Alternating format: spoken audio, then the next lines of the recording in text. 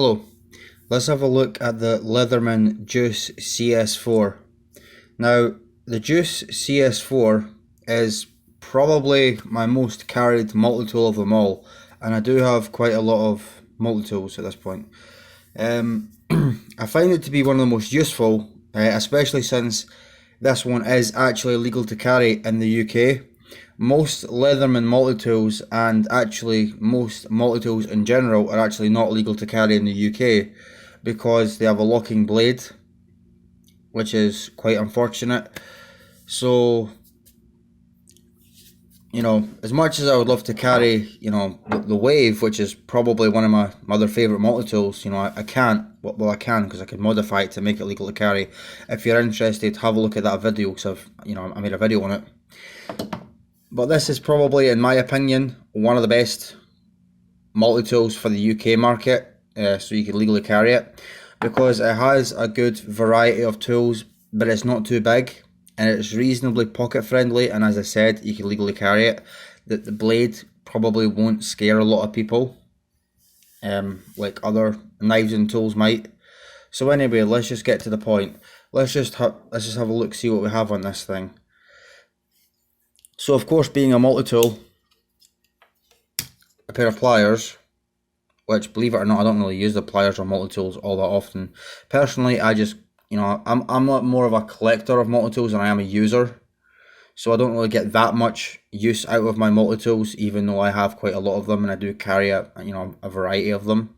But anyway, while we have the pliers open, we have three slotted screwdrivers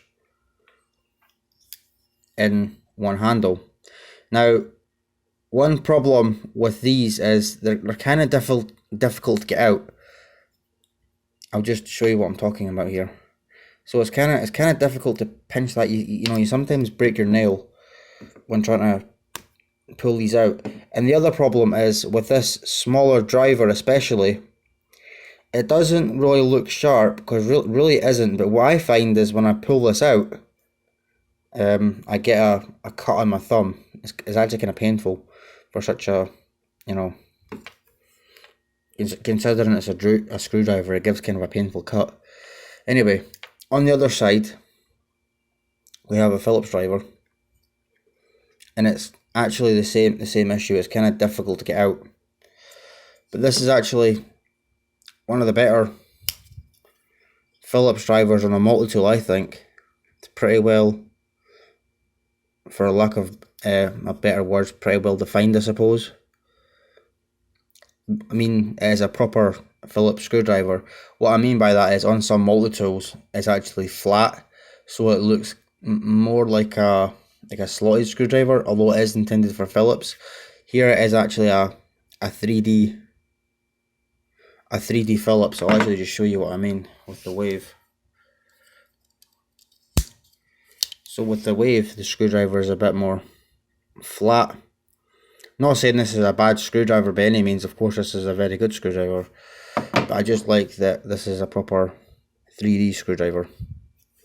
And right beside that we have the lanyard ring, which I happen to have one of those cheap Victorinox lanyards. I actually quite like these. I have a few of them on various multi-tools. It's probably one of my favourite lanyards actually, and they're not too expensive, they're about £1 each. Closing up the multi-tool, we have the blade, which looks to me to be kind of a spear point, and it is hollow ground like a cutthroat razor. I find it strange that all these multi-tool companies, well, especially Leatherman, why they choose to, have their blades hollow ground. Of all the grinds, why hollow grind? Like, why they never, flat ground? But it is quite a good blade on this. You can get it reasonably sharp. It's not too difficult to sharpen if you know what you're doing.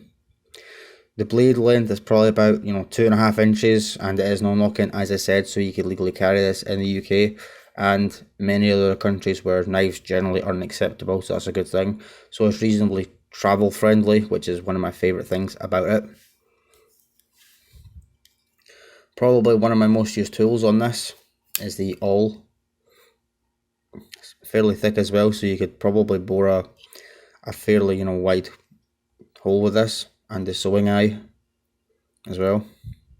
And this actually makes a good pick. One of my uses for this is actually to refill a Zippo, to lift up the felt pad on the bottom of the Zippo to pour in the fuel. And underneath the awl, you have to keep the awl open to open the saw. But here we have a wood saw, which of course you could close the awl, but you'll want to remove the awl again before you reclose the saw, otherwise you'll blunt those teeth and your saw won't cut as effectively.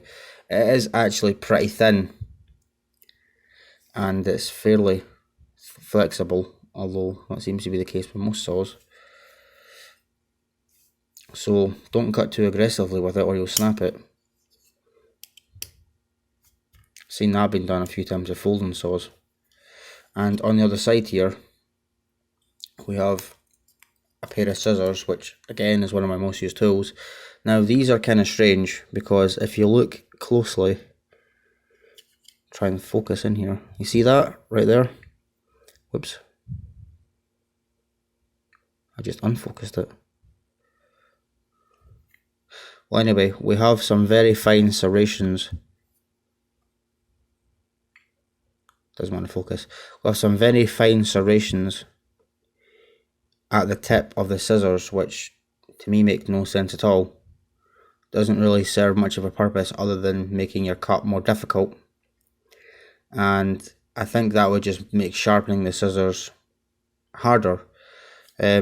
Yeah, I mean, scissors are blades. It is one of those things that you're supposed to sharpen when they get dull, just like a knife. And here we have the can opener slash bottle opener, and I believe this is also supposed to be used with the corkscrew, like this, although I never used the corkscrew ones because I don't drink wine or any alcohol at all for that matter. I've actually got a Victorinox eyeglass screwdriver in here because it just seems like a handy thing to have. You never know when you might need that. I mean, I personally don't wear glasses, but I like to have one of these in my corkscrews on my multi-tools because you never know, when you might need that. You could probably use this, well, you can actually use this can opener slash bottle opener as a box opener also. Obviously if you draw it down the box, it will save your main blade from getting dull unnecessarily. And one thing I do quite like about this multi-tool is the Leatherman logo on it. I like my multi-tools and knives with the company logo on it, especially something like Leatherman. Now a bit about the construction of this multi-tool. I'm not entirely sure what this material is here, this grey material, but it doesn't really feel metallic. It's possibly aluminium. I think the sides here, this piece here is either aluminium or steel, but I've honestly no idea. As you can see here, it's a riveted construction, so you're not taking this apart. The only way you could possibly take this apart is if you were to drill it, and I don't really know why you'd want to do that.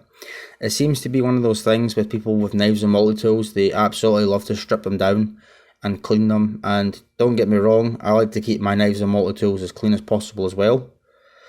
But I think it's completely unnecessary to strip it down every time.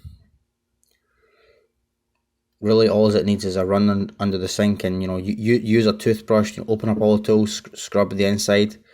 Maybe use some WD-40 to squish out all the crap, run it under the tap again, and then give it some multi-tool oil. That's really all you need. You don't really need to get rid of every little last speck of dust.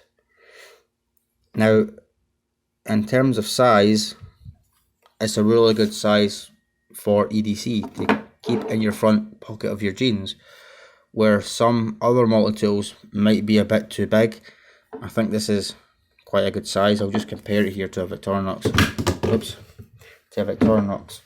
Swiss Champ, which is one of the larger Swiss Army knives. So it's actually smaller than the Swiss Champ. Of course, it's got less tools. although I think it's more user friendly. So this is far more comfortable to hold than the Swiss Champ. I mean, with the Swiss Champ, you're holding like this. This really isn't very comfortable. Don't get me wrong, of course, this is a great multi-tool. It's one of my favourites, actually, especially since it's got so many tools on it. But this is more pocket friendly and more comfortable to hold, and it's a reasonably good shape. It's a good feel in the hand, is what I mean, opposed to something like, you know, the Swiss Champ. If you could see what I mean, this is much more of a handful. Some people may like it. I feel this is a bit more comfortable. And I'd say this is obviously, you know, I'd say it's quite a bit lighter than the Swiss Champ as well. At the moment, this is the only juice model that I have. I am hoping to get a bigger version of the juice. I'm not entirely sure what the next size up is, but I'd like to get the one with the file and the serrated blade. If I do get that, of course I'll do a video on it. Let's just do a quick comparison here to the Wave, because the Wave is one of the most popular multi-tools on the market. It seems to me that the Wave is the go-to, so it just seems right to compare it side by side, especially since a lot of people, even in the UK, go for the Wave, not realising they cannot legally carry it. If you're looking for a hard use, you know, camping or work multi-tool, sure, go for the Wave. But if you're looking for something that you could legally carry every single day without, you know, getting in trouble, go for the Leatherman Juice. I think the CS4 has a really good combination of tools that are good for urban and rural EDC. It's good for, you know, work, possibly office carry, going out for a walk, all that, camping, cycling. I like to take this when I go out exploring or when I go cycling. So I think all in all, the Juice CS4 is, in my opinion, one of the best multi-tools on the market, at least in terms of UK EDC. Alright, so I'm just going to leave it at that. Thank you for watching. If you enjoyed, please give me a like. Possibly leave a comment, and do consider subscribing. I've got, you know, more content like this on the way. So thank you very much for watching, and I'll see you again soon.